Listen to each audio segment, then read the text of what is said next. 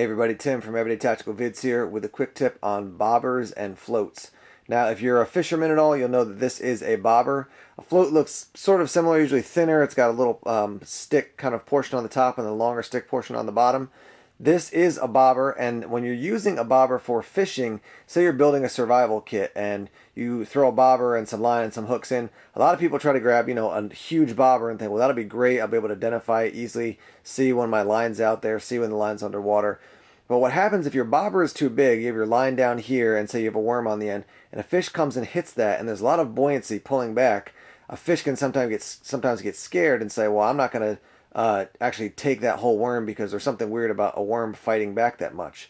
If you have a bobber that's a little bit smaller, you can identify it when it's floating on top of the water. My rule of thumb is if you have your line hanging down below here, let's say this is the level of the water here, when it's floating, I try to press it down and it should slowly sink and then slowly rise back up.